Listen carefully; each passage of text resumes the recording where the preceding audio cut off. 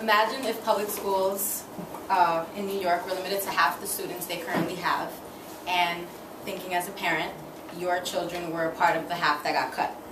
As a parent, what would you do? You have three options. You can either fight back, or you can place your children in a private school and spend $10,000 on education a year. Or you can pack up everything and move to the suburbs and place your children in what many refer to as a good public school. Sorry. For many, sending their children to public schools helps provide money for food and for clothing. And well, guess what?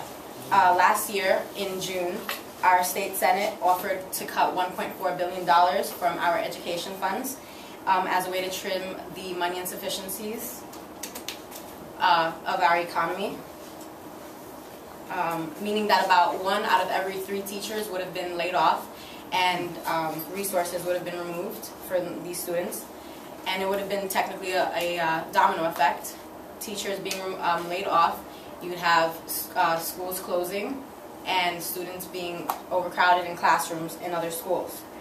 And what good would it be sending your child to a school where they wouldn't be receiving full attention on the education that they need? This is an important issue that's being faced in New York as we speak.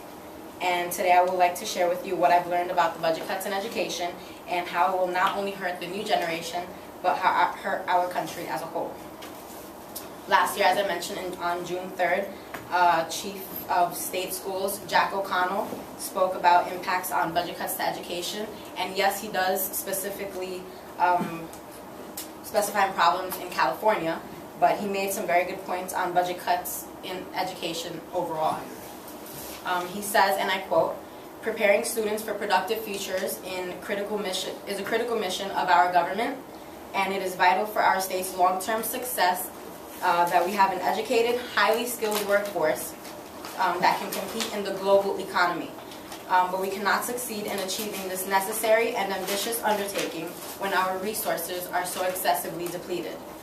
Budget cuts in education will not help our country as a whole in the long run because our future runners will not be pushed. Education is the key to success in our economy during this modern day, and getting a job now is 100% harder for our students. So cutting back on funds for education is not a responsible way to get rid of a solution of our country's debt. And in closing, it is difficult to even picture losing half of a generation to budget cuts in their education that should be provided for them, free, for example, in public schools. We need to be able to provide these well-educated professors for these students for them to get a well-education. And to conclude as well, O'Connell also said, "We can talk about courage until we're blue in the face, but courage is just a word until it is supported by the right kind of action. And the right kind of action, in this case, means protecting education and investing in the future." Thank you.